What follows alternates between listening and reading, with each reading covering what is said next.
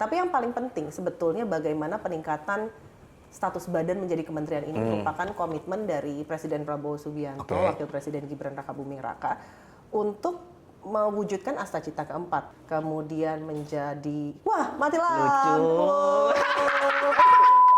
Boleh saya gantian nanya nggak? Jangan dong, ntar saya nggak dapat kerjaan di sini. Handphone yang zaman dulu tuh yang Nokia pisang, Nokia warna-warni itu. Iya.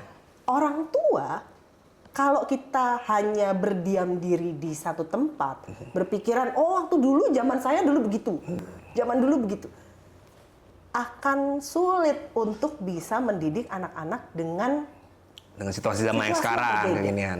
Jadi orang tua itu menurut saya harus terus belajar.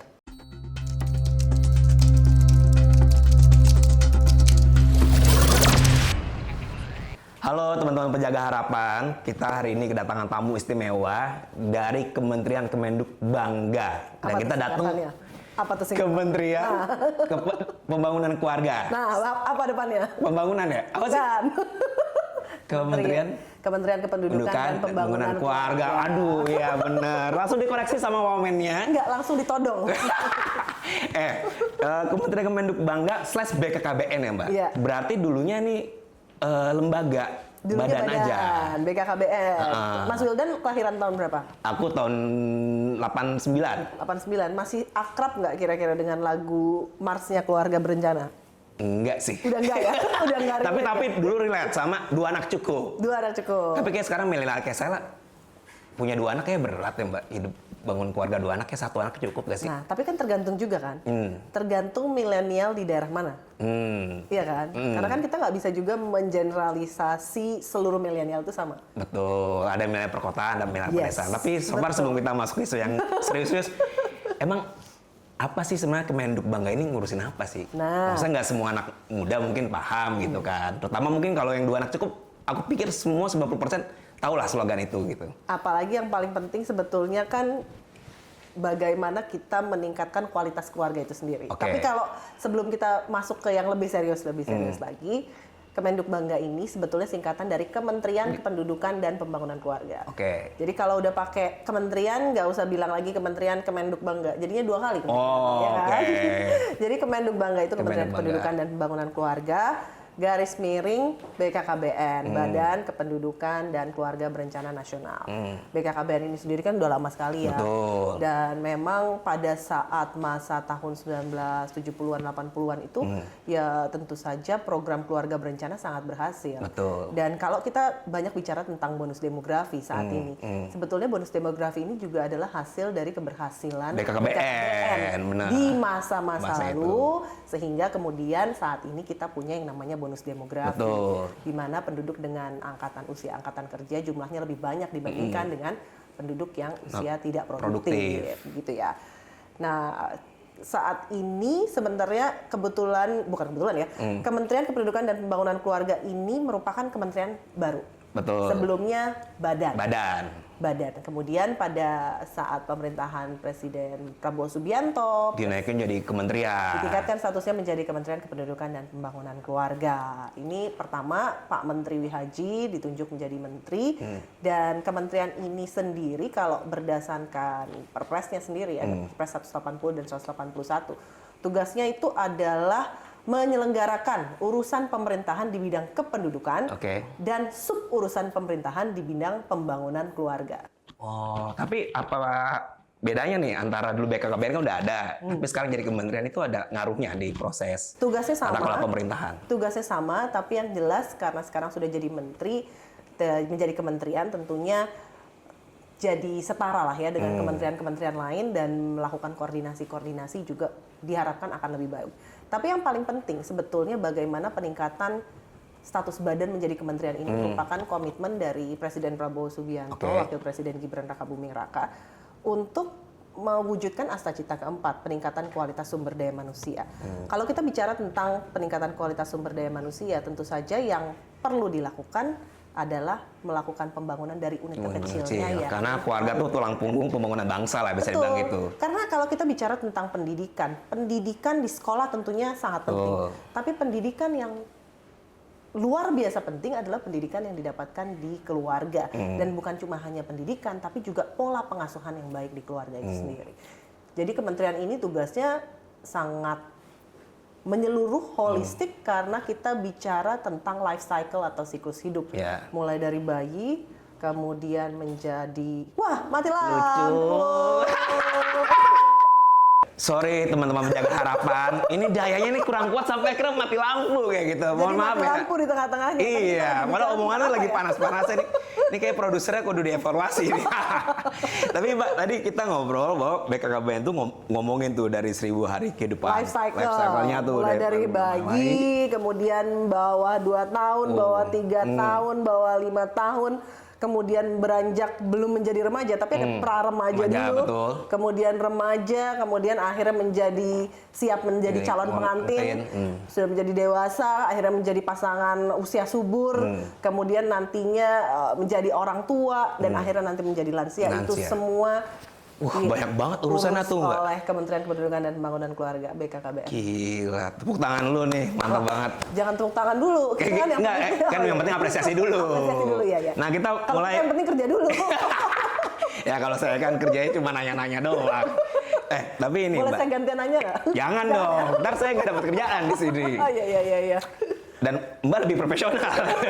Mbak, tapi kalau bicara soal dari 1000 hari pertama kehidupan, itu kan sebenarnya pusat segalanya masalah stunting. Jadi apa sih yang dilakuin sama BKKBN soal itu gitu? Nah iya. Dan sekarang sebenarnya stunting kita lagi naik apa turun sih? Oke.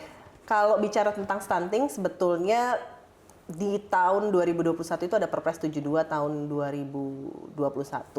Itu yang memang untuk percepatan penurunan stunting. Dan BKKBN ditunjuk menjadi koordinatornya. Nah, Perpresnya itu sendiri sebetulnya jangka waktunya berakhir akhir tahun 2024. Tapi tentu saja meskipun Perpresnya sekarang kan sedang dibahas lagi ya, masih dibahas di Bappenas terakhir kalau saya tidak salah.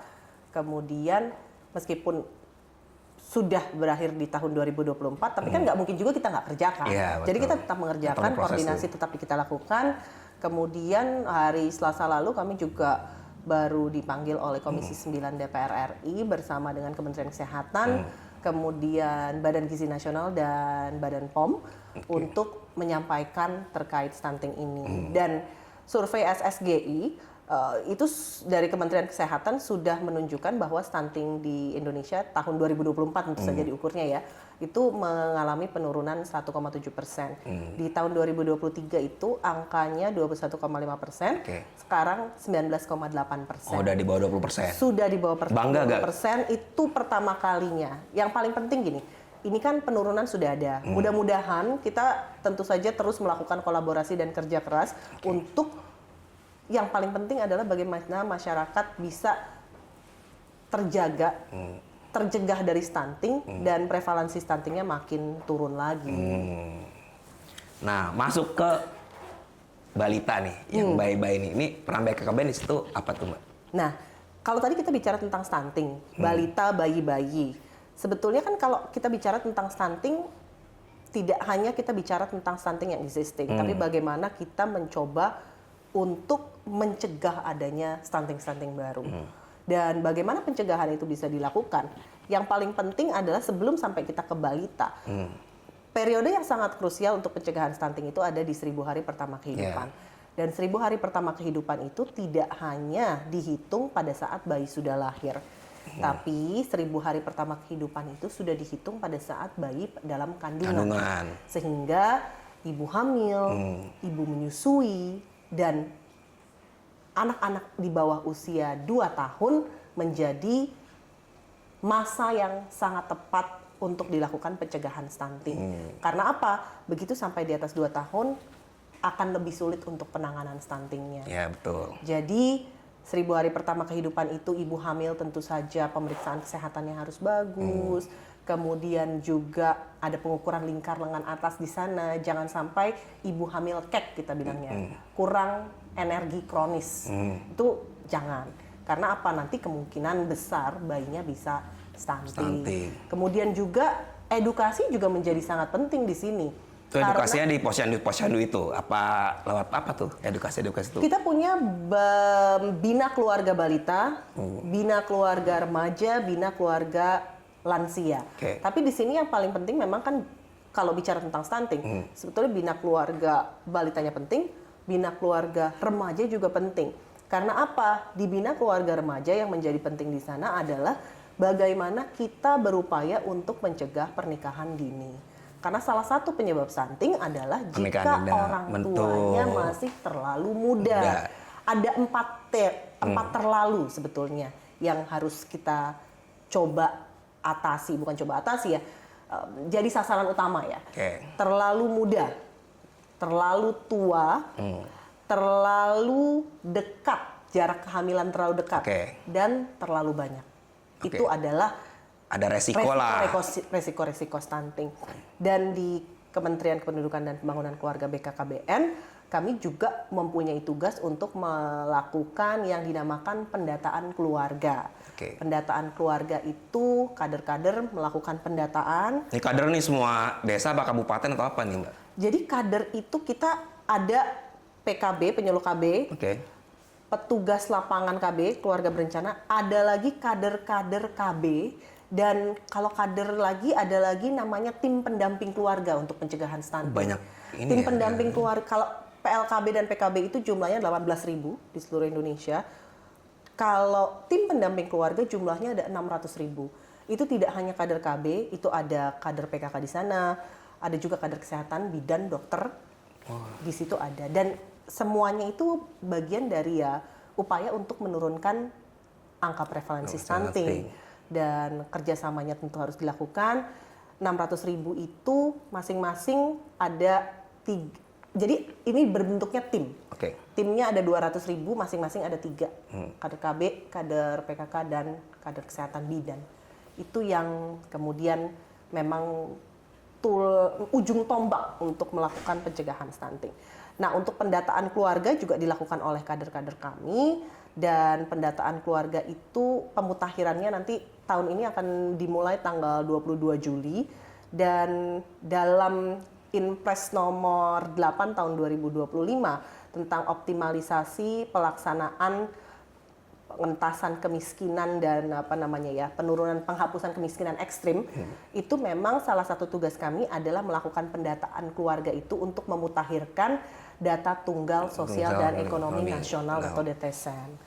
Jadi supaya yang paling penting kan kalau kita bicara programnya kan sudah baik, bagaimana agar sasarannya betul-betul tepat sasaran. Betul, itu tantangan pemerintah dan partisipasi masyarakat sipil juga untuk mengawal itu. Tapi kalau ini Mbak, pertama kan sebenarnya beda banget. Tadi kita ada sempat spill lah bahwa keluarga mudanya di kota-kota besar dengan keluarga mudanya di desa-desa tuh beda. Kayak misal kayak milenial kayak aku mikir kayak punya satu aja cukup deh, kayak 2 nih kehidupan ekonomi sudah semakin menyiksa gitu. Tapi mungkin perspektifnya teman-teman desa malah nggak seperti itu gitu. Bagaimana kira-kira BKB yang menjembatani nih 2 gap besar ini, dan apakah intervensinya seragam apa ya punya metodologi sendiri untuk menyelesaikan gap ini gitu? Sebetulnya kan yang paling penting nggak bisa ada satu kebijakan yang bisa diterapkan untuk semua kalangan. No one size fit all policy sebetulnya. Bahkan ada di sosmed Mbak, itu ada parenting. Jadi parenting kesabaran Nikita Willy sama parenting kesabaran UMR. Yang satunya mungkin rada tegas, yang satunya lagi, nah kamu kesalah nggak apa-apa gitu. Jadi kan parentingnya juga beda juga kan sebenarnya kan. Sebetulnya makanya di sini sangat penting karena gini. Ilmu parenting itu kan terus berkembang ya. Kalau ilmu parenting di tahun 70-an, 80-an dengan yang sekarang pastinya akan berbeda-beda. Apalagi tantangan yang dihadapi oleh anak-anak, baik itu balita, remaja akan sangat berbeda. Antara remaja tahun 80-an, 90-an, Mas Wildan masuknya remaja tahun berapa coba? 90-an lah berarti. 90-an. Itu usia berapa tuh 90-an? Berarti sekarang usia 35-an. 35. Saya juga masih remaja loh tahun 90-an. Iya benar. Kan tapi kan dari remaja menua juga. Nggak netep dong waktunya. Intinya adalah kalau saya itu generasinya betul-betul peralihan. Waktu 15 tahunan tuh belum ada tuh handphone. Saya ingat handphone itu ya ada sih dulu 15 tahun, tapi maksudnya bener-bener handphone zaman jebot yang Motorola, brand nggak apa-apa lah ya. Motorola yang ada di di mobil yang hanya dimiliki oleh sebagian kalangan yang buat nimpuk orang tuh juga bisa tuh yang angkat-angkat gitu kan. Kemudian umur berapa ya? Ya kayaknya SMA akhir tuh baru mulailah handphone yang zaman dulu tuh yang Nokia pisang, Nokia warna-warni itu. Iya. Pada masa itu dengan apa yang dihadapi oleh tantangan masa remaja sekarang itu kan udah berbeda sama sekali. Beda banget sih. Pada saat itu mungkin ada handphone, tapi belum ada smartphone. Masih ngalamin zaman-zamannya ini nggak? Telepon pager ya, tapi sebelum itu kartu telepon di kartu telepon yang ada, kalau kartu itu ada bolongannya gitu. Tahu. Orang zaman sekarang mana tahu telepon seperti itu ya. Nah, ini kan tantangannya jelas berbeda. Kalau dulu mungkin ada tantangan bullying di sekolah. Ya. Betul-betul langsung fisikal di sekolahnya. Kalau sekarang kan tantangannya cyberbullying ada di situ. Dan kita tahu lah anak-anak remaja itu kan otaknya belum berkembang sempurna. Prefrontal cortex-nya dia belum berkembang sempurna sehingga kemampuan dia untuk executive function-nya dia juga belum berkembang sempurna. Pada saat kondisi otak seperti itu ditambah dengan kondisi dunia digital yang luar biasa dengan berbagai informasi banyak banget, sangat besar. Nah, orang tua kalau kita hanya berdiam diri di satu tempat, berpikiran waktu dulu zaman saya dulu begitu, zaman dulu begitu, akan sulit untuk bisa mendidik anak-anak dengan situasi zaman yang sekarang kekinian. Jadi orang tua itu menurut saya harus terus belajar. Harus terus belajar. Mau bicara tentang parenting ala siapa, yang paling penting sebetulnya adalah parenting dengan hati. Bener. Karena nggak semua orang sekaya Nikita Willy. Terlepas dari seseorang itu sekaya Nikita Willy atau tidak. Seseorang yang seperti Nikita Willy, anak pertama, anak kedua bisa jadi sangat berbeda. Karakter masing-masing anak itu sangat berbeda.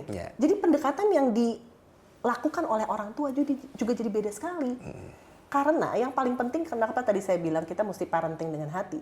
Kalau kita terus komunikasi dengan anak, menjaga komunikasi, itu kita bisa merasakan dengan hati. Anak-anak itu kalau zaman dulu mungkin kita cuma ngomong jangan begini, jangan begitu, jangan gitu. Terus misalnya gini ya, jangan makan di tempat duduk gitu. Misalnya harus makan di meja makan, terus bapaknya makannya di sofa. Kira-kira yang didengar yang mana?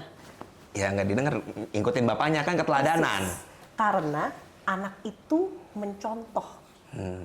Jadi yang kita harus lakukan adalah memberikan contoh yang baik. Dan parenting dengan hati, kita harus lihat anaknya itu seperti apa. Karena setiap anak berbeda. Mau anak kembar pun beda. Rafathar sama Cipungannya beda. Ini kayaknya dari tadi. kayak acara gosip malah ya. Emang saya suka gosip sebenarnya. Oke, ini berarti sebenarnya soal empati orang tua untuk membangun komunikasi. Tapi kan itu nggak gampang. Nggak gampang. Makanya kami punya yang namanya Bina Keluarga Balita, Bina Keluarga Remaja tadi. Di situ kan ada banyak kelas-kelas, termasuk juga kelas-kelas parenting yang bisa dilakukan secara online. Karena yang paling penting sih sebetulnya jadi orang tua itu kan nggak ada sekolah yang benar-benar persis harus A, B, C, D. Semuanya berbeda-beda dan makanya tadi saya bilang kita harus melakukan pendekatan parenting dengan hati. Karena masing-masing anak itu ya punya kebutuhan yang berbeda-beda. Dan orang tua harus siap untuk menghadapi karakter anak yang berbeda-beda itu. Juga. Sekarang gini, kalau untuk menjadi orang misalnya mau menikah, kemudian mau punya anak. Sebenarnya kan pada saat dia punya anak, dia udah siap belum menjadi orang tua? Pertanyaan pertamanya kan bukan sekedar, oh ya saya mau...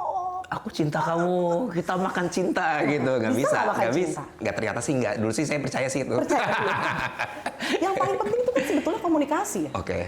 Komunikasi antara pasangan. Sebelum kita menikah itu kan kita harus tahu dulu kita karakternya seperti apa, pasangan karakternya seperti apa. Jangan berharap dia bisa mengubah pasangan. Iya nggak? Betul. Kita bilang, oh iya nanti saya bisa. Aku kan berhenti ngerokok setelah kita menikah, malah nambah misalnya salah satunya gitu. Tapi mungkin bisa loh berhenti. Misalnya karena tahu anaknya perlu anaknya tiba-tiba jadi sakit. Itu kan berarti kan harus ada upaya gitu ya. Dan ya balik lagi, masing-masing tuh berbeda-beda. Dan pada saat sebelum menikah pun ya harus siap untuk menikah. Siap bukan hanya menerima kebaikan kan, juga menerima kekurangan-kekurangannya masing-masing. Bijak banget. Ini kayak acara tali kasih nih lama-lama nih. Tapi benar. Tapi gini loh, segala sesuatu tuh gampang diucapkan. Iya. Yang sulit apa? Dilakukan. Lakukannya. Memang. Makanya itu sebetulnya ya, kalau misalnya kita bicara tentang keluarga, kita punya cita-cita besar. Cita-cita besar. Tapi semua cita-cita besar itu bermula dari semua hal-hal kecil yang dilakukan konsisten setiap hari. Yeah. Itu yang nggak gampang. Dan konsisten itu berat. Konsisten itu berat. Dan hal-halnya itu adalah hal-hal kecil. Hal-hal kecil yang mungkin nggak kelihatan. Dan pasti akan ada gagal, pasti akan ada salah. Tapi begitu gagal ya jangan terpuruk. Ya oke, mungkin ada saatnya kita down. Jadi orang tua mana sih yang nggak ada orang tua yang nggak pernah nangis lah. Iya benar. Mana mungkin, mana ada. Dulu saya ngelawan orang tua kok, sekarang Pak jadi orang tua, kok gini banget hidup saya. Kok berat banget gitu berat ya. Banget, ya. benar. Tapi kan yang paling penting gini loh. Ini anaknya udah ada gitu. Yeah. Kita nggak akan tahu dong anak yang akan dititipkan kepada kita itu karakternya seperti apa. Betul. Semua orang pasti akan berdoa untuk mendapatkan anak yang soleh dan soleha dan semua yang baik-baik.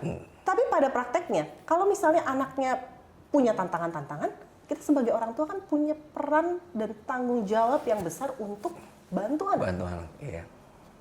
Jangan kemudian langsung cuman marah-marah aja, ya kan? Iya. Adalah saatnya harus kita marahin. Ada saatnya harus ya kayak main layangan gitu. Kalau dari zaman dulu kan dibilangnya kan kita jadi tarik ulur kan kayak main layangan. Tapi ya ilmunya itu memang harus terus dipelajari. Dan sekarang kalau kita bicara tentang media sosial, algoritma itu kan jalan ya. Yeah. Kalau kita biasa baca tentang konten parenting, pasti nanti besoknya keluar lagi. Jadi ada banyak cara kok untuk bisa menjadi orang tua yang baik. Yang paling penting kita mau belajar, mau mengakui kesalahan, dan mau coba terus dan jangan menyerah. Buat siapa? Ya buat anak kita. Buat siapa? Ya buat keluarga kita. Nanti kalau untuk lebih besar lagi, buat siapa? Buat bangsa Indonesia. Dalam. Semua berawal dari keluarga. Semua berawal dari keluarga. Tapi tadi katanya BKKBN juga memberikan pelatihan-pelatihan parenting. Ya, dan Mas itu Wildan anaknya berapa? 1. Umur? Sekarang 6 tahun. Laki perempuan? Perempuan. Mau masuk SD? Atau udah SD? Lagi TK. Lagi TK? Iya, sekarang lagi TK. Lagi perempuan. Ya ini kan biasa pegang gadget. Mohon izin, kenapa jadi ibu yang nanya ya? Iya. Kenapa saya jadi diwawancara ini? Ya, oke, lanjut. Tapi kurang lebih kan itu pembangunan keluarga. Kan kelas-kelas parenting. Bener. Jadi kelas-kelas parenting itu juga bisa diikuti oleh Mas Wildan dan istri. Oke, tapi itu baik. Dan yang paling penting lagi satu lagi. Ada yang penting lagi nih. Apa? Ini satu kesempatan sebetulnya. Karena salah satu tugas Kementerian Pendudukan dan Pembangunan Keluarga itu adalah perubahan perilaku. Oke, benar. Mas Wildan bantu nggak di rumah? Waktu nikah sih janjinya bantu. Ternyata ekonomi mendesak, saya harus kerja lebih dari 8 jam. Kalau tapi istri kerja nggak? Istri nggak. Tapi kuliah aja S2. Tapi di rumah kerja nggak? Hah? Di rumah kerja nggak? Kerja sih. Nah. Karena kan ya bantu anak, apa gitu-gitu. Benar. Kira-kira kalau Mas Wildan ditukar sebentar ya? Mohon maaf istriku ya, mohon maaf ya. Saya jadi pengakuan di sini nih. Oke, lanjut. Kalau Mas Wildan ini ditukar ya, istri yang kerja, Mas Wildan yang di rumah sepanjang hari, mengerjakan pekerjaan apa yang dikerjakan istri. Ya, saya miara burung lah, Mbak. Terus anaknya siapa yang lihat? Iya, benar. Jadi intinya sebetulnya gitu. Ini keterlibatan ayah juga lah. Jadi Pak Menteri itu punya 5 quick wins. Oke, menarik nih. Apa aja? 5 quick wins. Salah satunya seperti yang tadi. Kenapa saya nanya-nanya? Bukannya saya mau mengambil alih pekerjaannya Mas Wildan. Enggak. Tapi lebih ke arah, ini ada yang sangat diperlukan. Karena kan misalnya tadi, anak-anak zaman sekarang, misalnya kita bicara yang perkotaan ya, mau punya 2 anak aja udah berat. Betul. 1 aja, gitu ya. Tapi biasanya salah satunya, terutama perempuan, ngelihat dulu nih, suami saya, pasangan saya ini, ayahnya ini, bantu nggak di rumah? Terlibat nggak dalam pola pengasuhan? Iya. Penting untuk memberikan nafkah dan lain sebagainya. Tapi banyak juga kok yang suami istri dan bekerja. Tapi terus kemudian suaminya di rumah nggak kerja, nggak melakukan pola-pola pengasuhan yang baik. Sementara istrinya terus melakukan itu. Kita ingin agar nggak cuma ibu saja yang betul-betul terlibat dalam pola pengasuhan, tapi juga ayah. Karena apa? Ini angka-angkanya menurut penelitian bisa berbeda-beda ya, batasan umurnya ya. Tapi usia 0 sampai 7 tahun, itu ibu sangat penting. 0 sampai 7 tahun. 7 sampai 14, ayah sangat penting untuk pola pengasuhan dan pendidikan anak. 14 ke atas, teman-temannya yang biasanya akan hangat didengar. Ya, benar. Jadi, di usia awal-awal itu, pada saat ibu benar-benar hadir, ayah benar-benar hadir, diharapkan apa? Diharapkan nantinya pada saat dia akan bertemu mendengarkan peer group-nya dia sudah punya fondasi yang kuat. Dan dia tetap bisa ngobrol sama orang tuanya di tengah apa? Perkembangan otak yang prefrontal cortex-nya belum sempurna. Oh, pantas saya nggak terlibat karena anak saya baru 6 tahun. Tugas saya bantu Nggak 7 juga. tahun. Nggak juga. Nggak Ayah juga. harus bantu dari awal. Oh, dong. siap. Ibaratnya, Benar. ibu udah nyusuin. Ya. Ayah ganti popok lah. Kalau itu saya ikut. Nah, bagus. Berarti termasuk gerakan Ayah Teladan Indonesia. Wih. Itu namanya GATI. Wih, apa tuh ganti gerakan? Ayah Teladan Indonesia. Saya jadi dutanya. Bisa. Terus itu yang pertama. Yang kedua. Sebenarnya itu yang ketiga sih. Tapi itu yang ketiga. pertama tuh gerakan orang tua asuh cegah stunting. Oke. Jadi kalau di Kementerian Kependudukan dan Pembangunan Keluarga, kami kan tentunya visi misi kami adalah menjalankan visi misi Pak Presiden. Tapi asta cita keempat itu peningkatan kualitas sumber daya manusia jadi sangat penting. Dan bagaimana kita bisa mencapai Indonesia Emas 2045 kalau stunting masih tinggi. Jadi pencegahan stunting menjadi sangat penting di sana. Kami punya namanya gerakan orang tua asuh cegah stunting. Karena apa? Stunting itu kan tidak hanya penyebabnya masalah nutrisi gizi saja. Tapi juga ada masalah air bersih di sana, ada masalah sanitasi di sana, kemudian juga ada masalah 4 terlalu yang tadi saya sampaikan tadi itu kan, terlalu muda, terlalu tua, terlalu banyak, dan terlalu dekat. Itu menjadi potensi resiko stunting. Ini yang kemudian harus diatasi. Nah, kami itu karena punya yang namanya tuh kan, tadi saya belum nyampe nih, pendataan keluarga itu salah satunya adalah mendeteksi, mendata masing-masing keluarga. Termasuk juga dilihat mana nih keluarga-keluarga yang punya resiko stunting, namanya KRS. Dan keluarga resiko stunting. Stunting itu nggak melulu soal keluarga miskin sebenarnya, kan keluarga kaya juga ada stuntingnya. Betul. Karena apalagi kalau keluarga-keluarga yang menengah ke atas tapi ternyata makannya adalah makanan-makanan yang nggak bergizi terus, bukan real food, itu kan belum tentu nanti bisa saja jadi stunting. Makanya yang paling penting adalah pemeriksaan kesehatan secara teratur supaya tumbuh kembangnya benar-benar bisa dipantau.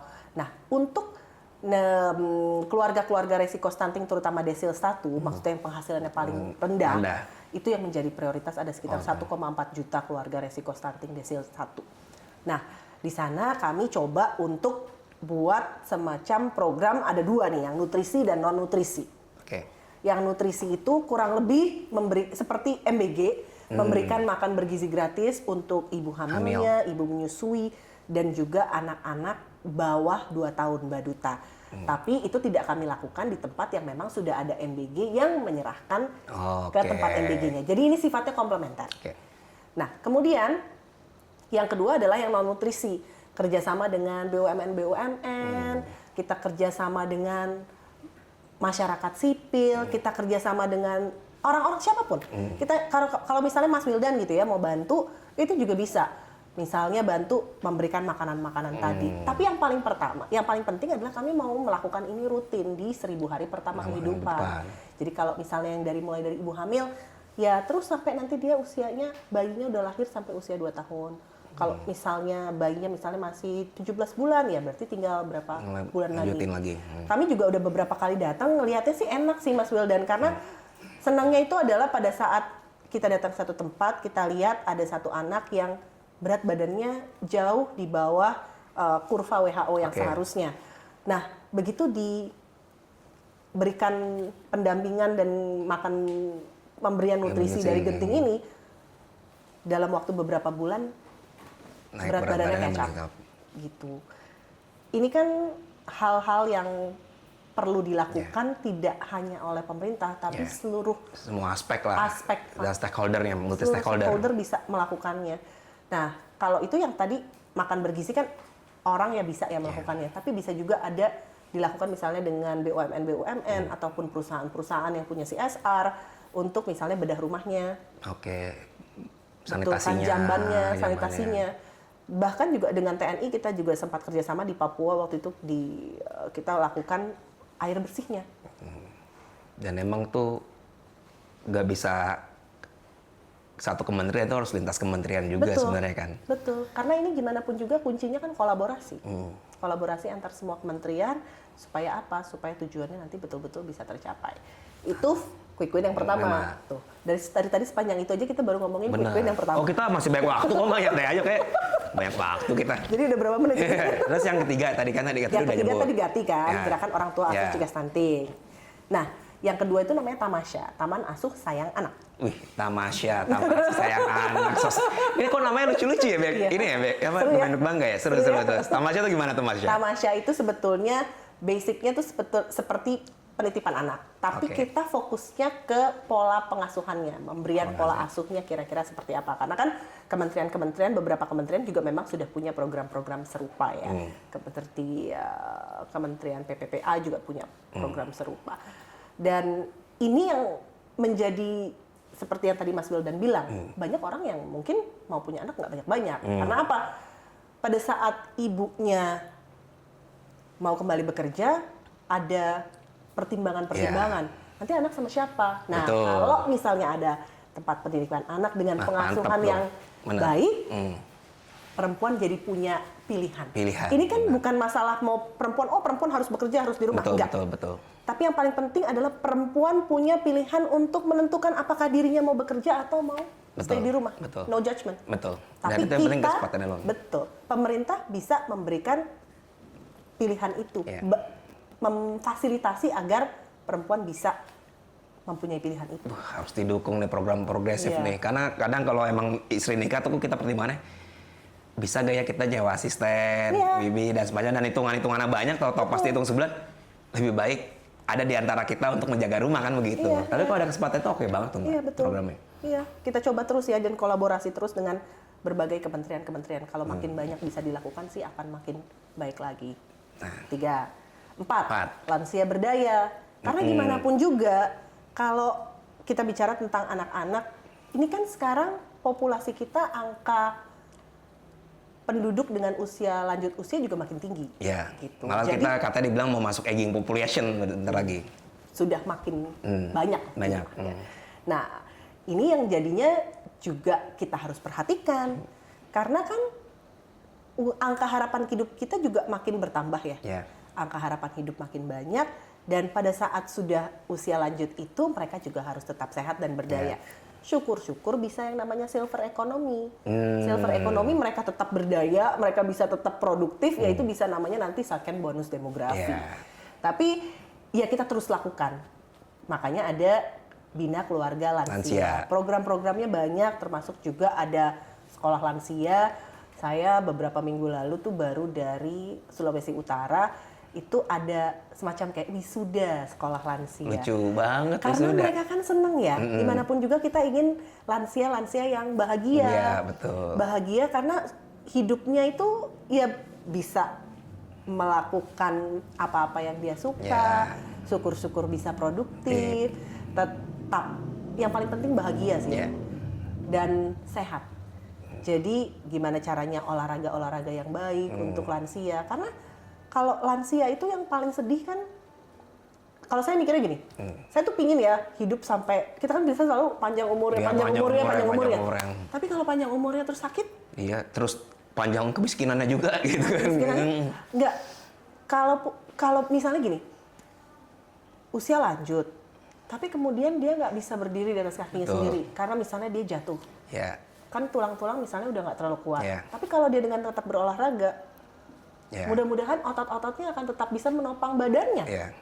Dan dia tetap kuat. Tulangnya jadi makin sehat juga kan kalau gerak. Betul. Karena tubuh manusia ini kan memang didesain untuk bergerak. Dan selain bergerak, yang paling penting juga ada komunitas di mana dia bisa tetap bersosialisasi. Makanya kami punya yang namanya Bina Keluarga Lansia.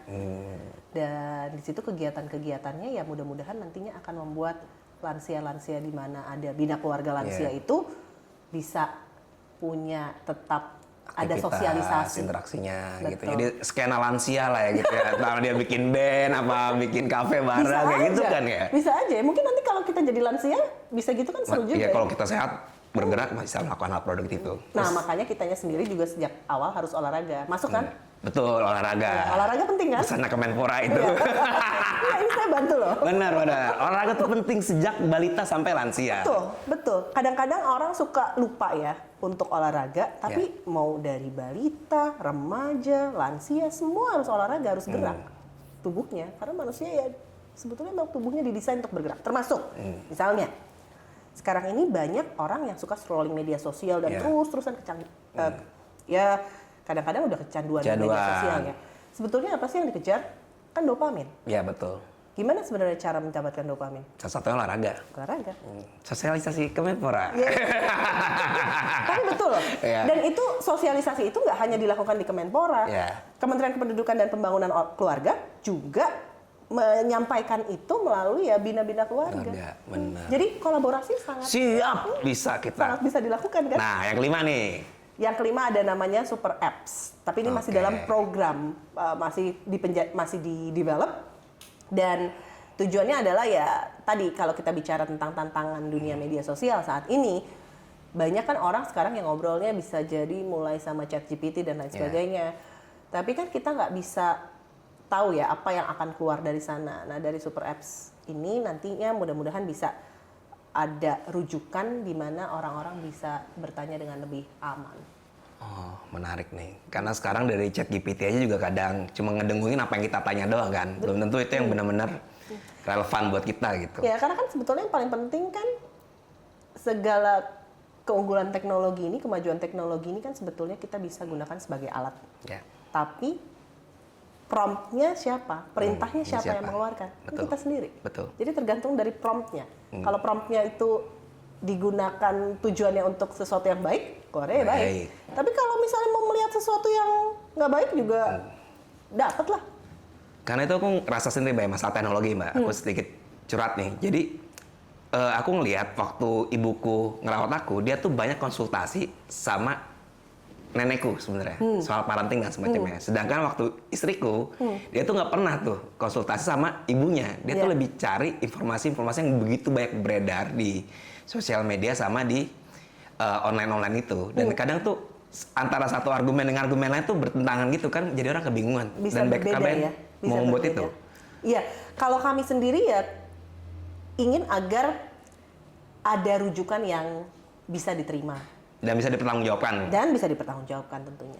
Kurang lebihnya seperti itu. Karena kan balik lagi, kalau kita bicara tentang gaya parenting, dengan ada begitu banyak ilmu di sana, kita yang paling penting adalah kita harus lihat kebutuhan anaknya apa. Kebutuhan anaknya apa, dan dari situ kan kita akan mencari tahu lebih dalam lagi ya tentang apa yang sebetulnya harus dilakukan dengan kondisi A, B, C, D.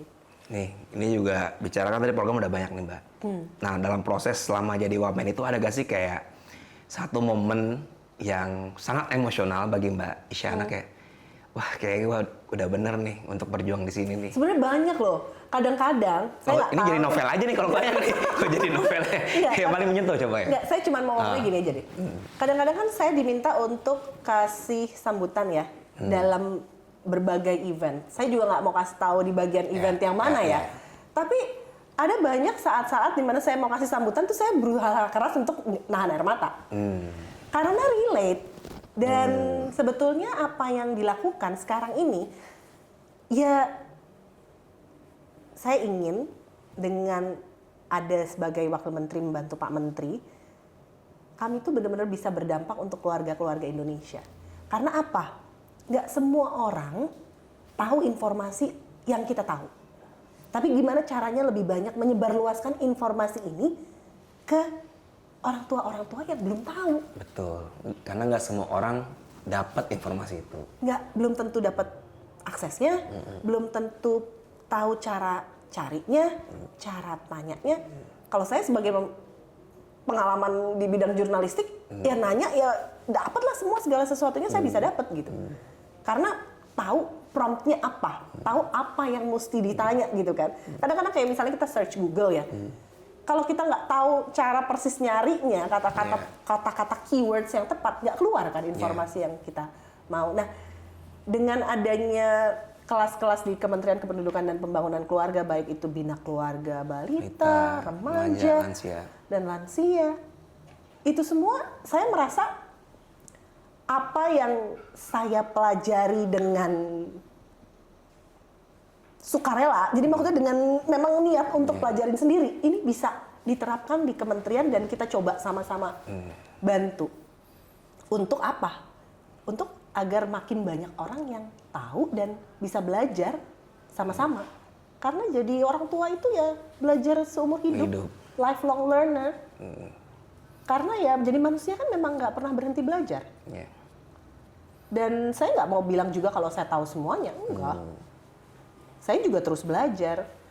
Dan kebetulan karena saya punya, ya saya udah nggak punya balita sih ya, tapi ya 7 tahun ya, baru-baru ini balita gitu ya. Kemudian ada yang remaja, punya orang tua lansia juga. Jadi ya hampir semuanya relate. Dan komunikasi dengan Pak Menteri juga sangat baik. Jadi ya sama-sama lah kita buat yang terbaik buat keluarga Indonesia. Wah, gila, tersentuh. Luar biasa. Tapi Mbak, ini bicara nih pernah ada jokes lucu di BKKBN waktu BKKBN. Jadi di BKKBN bilang gini, Mas kita tuh ngurusin keluarga Indonesia. Tapi saking sibuknya keluarga kita tuh nggak diurus. Nah itu kejadian nggak jokes itu di Mbak Isyana sekarang? Sekarang Pak Menteri itu sebetulnya punya semacam arahan gitu ya. Jam 4 pulang gitu. Jam pulang gitu. Ya tapi ya pada prakteknya ya nggak selalu gitu ya. Tapi kita tetap usahakan untuk tetap memperhatikan keluarga juga. Gitu. Ya untungnya jadi wakil menteri Kependudukan dan Pembangunan Keluarga gitu ya. Jadi ya tapi saya juga pasti sibuk juga. Saya juga nggak bilang kalau misalnya keluarga saya sempurna, mana ada keluarga sempurna sih, nggak ada keluarga sempurna. Ya mungkin di atas kertas di media sosial kelihatan sempurna gitu ya keluarga, tapi pada praktiknya pasti ada permasalahan. Dan kalau saya melihatnya dari permasalahan-permasalahan yang dihadapi oleh semua orang di Kemenduk Bangga, itu justru permasalahan keluarganya itu bisa diterapkan dan jadi pelajaran untuk keluarga-keluarga Indonesia. Gitu. Dan yang paling penting lagi Pak Menteri juga menekankan akan pentingnya budaya ngobrol. Kenapa? Karena ngobrol itu kan sebetulnya komunikasi ya. Kalau dulu kita bicara ngobrol di meja makan. Kalau sekarang ya mungkin belum tentu di meja makan. Tapi balik lagi, cari lagi pasnya di mana. Anaknya nih anak remaja, coba ngobrol sama anak remaja. Kalau dia lagi nggak mau ngobrol, kira-kira ada nggak obrolan yang keluar? Enggak. Pasti dia scroll sosmed. Iya, enggak. Gitu kan, A-I-U-E-O gitu ya. Tapi nanti ada saat-saatnya di mana mereka sebetulnya lagi butuh ngobrol. Kalau saya akhirnya ngobrol sama anak saya pas lagi mau tidur. Oh, pas tidur tuh. Pas mau tidur. Quality time-nya di situ tuh. Jadi ya udah nyampe. Dan itu biasanya ngomongin keseharian anak atau apa macam-macam. Apa geopolitik gitu. Rada berat juga jadi anak pamen nih. Kenapa aku belajar geopolitik? Gitu. Tapi kadang-kadang ngobrol sih. Karena kalau yang remaja kan memang udah lebih besar udah tahu ya, udah lebih besar. Tapi banyak kan juga ngobrolnya ya ngobrol biasa lah. Segala sesuatunya. Sama sekaligus satu lagi ya, dari budaya ngobrol itu kan seperti yang saya bilang tadi, pendekatan hati ya. Kalau kita ngobrol cuman ngomong sama tembok aja juga anak juga akan merasakan itu. Karena yang paling penting tuh energi yang kita keluarkan ini benar-benar energi yang baik dan mau mendengar atau yang mau menerima atau enggak. Berarti nggak selalu gampang loh. Kadang-kadang kan pada saat anaknya mau ngobrol tiba-tiba ada WhatsApp yang harus kita jawab gitu-gitu kan. Nah tapi ya makanya sebenarnya yang paling enak tuh ngobrol kalau saya ya sama anak yang besar. Ngobrol sebelum tidur. Jadi emang era parentingnya tuh seharusnya lebih banyak dialog daripada monolog ya sama anak sebenarnya kan sekarang. Kalau saya sih ngelihatnya nggak bisa ya kita monolog. Dan sekarang kalau anak remaja ya, kalau kita ngomong A terus dia iya, terus di luar dia bikin B kan juga bisa aja. Tapi justru bagaimana kita ngobrol supaya anak itu bisa benar-benar terbuka. Belum tentu terbukanya sekarang loh. Bisa aja terbukanya nanti beberapa bulan dari sekarang, ya saya kemarin begini. Tapi bahwa dia mau menyampaikan kepada orang tua, itu kan udah bagus banget ya. Iya. Berarti kan ya ada komunikasi yang jalan di situ. Termasuk juga ya saya juga bilang gini, ngomong-ngomong aja, meskipun nanti dimarahin ya ngomong aja gitu kan. Tapi maksudnya biar anak tuh juga tahu gitu bahwa ya ada hal-hal tertentu yang memang akan ada konsekuensi. Tapi ya jangan malu untuk kasih tahu ke kita. Meskipun ya pasti ada konsekuensinya ya, tapi juga makanya konsekuensinya juga harus ditimbangkan. Jangan juga terlalu berlebihan. Karena kan kita mau untuk apa? Kita kan mau membantu anak kita untuk berkembang jadi lebih baik. Namanya juga dia lagi belajar. Kita aja masih belajar. Ya, lagi anak-anak ya. Dan ini pertanyaan terakhir nih Mbak. Terakhir. Udah nih? Iya. Soalnya kalau ini saya minta bayarannya ditambah. Oh gitu. Tadi katanya nggak dibayar. Iya. Kopinya jadi 2 Mbak. Jadi satu jadi kopinya 2. Minimal buat bini di rumah. Tapi ini selalu nih budaya di sini tuh selalu nanya apa ya? Dalam sebagai posisi sebagai wamen di Kemenduk Bangga, apa sih pesan yang paling pengen disampaikan buat anak-anak muda di Indonesia, terutama hubungannya anak muda ini dengan keluarganya lah gitu? Sebetulnya kalau pesan buat anak muda sama juga, kadang-kadang memang gak gampang ya menjadi anak muda saat ini, karena tantangannya kan ada besar sekali. Tapi apapun tantangannya jangan pernah menyerah. Karena apa? Pasti ada saat-saat dimana kita gagal. Tapi hidup itu nggak selalu gagal kok. Kadang kita lagi senang, kadang kita lagi susah. Dan nggak apa-apa loh untuk berhenti sejenak. Tapi habis itu jalan lagi. Dan coba komunikasi dengan hati juga deh sama orang tua. Karena ya orang tua juga harus komunikasi dengan hati, anak-anak remajanya juga harus komunikasi dengan hati, anak-anak muda, remaja. Karena apa? Kalau kita bicara tentang anak remaja, tadi kan kita bicara tentang perkembangan otak yang belum sempurna. Remaja itu kan hormonnya lagi fluktuatif. Ini saya akan berbicara tentang sesuatu yang mungkin bapak-bapak nggak terlalu notice. Tapi kalau misalnya kita anak remaja ya, kira-kira ibunya umur berapa? Berarti kalau remaja ya udah masuk 35, 40-an lah. Tahu nggak ada sesuatu yang namanya menopause? Ya, tahu ya? perempuan ya. Kan ini kan kalau Kemenduk Bangga tuh salah satu tugasnya juga membicarakan tentang kesehatan reproduksi. Mulai dari menstruasi sampai nanti akhirnya menopause. Menopause tuh rata-rata usia dunia tuh antara 50 sampai 51. Tapi tahu nggak kalau ada yang namanya perimenopause itu bisa 5 sampai 7 tahun. Kalau rata-rata 50, berarti kan ada yang menopause 45. Kalau yang 5 sampai 7 sampai 10 tahun, 35 tuh bisa perimenopause lah, tergantung dari tubuhnya. Masing-masing beda. Dan pada saat itu hormonnya juga lagi fluktuatif. Kebayang nggak kalau misalnya ada remaja yang hormonnya fluktuatif, dengan ibu yang hormonnya fluktuatif, ribut mulu. Kira-kira keluarganya kayak apa? Ribut terus. Makanya peran ayah tuh jadi sangat penting juga. Karena apa? Kita sama-sama harus tahu bahwa semua orang punya masalah. Tapi yang paling penting gimana caranya cari solusinya kan?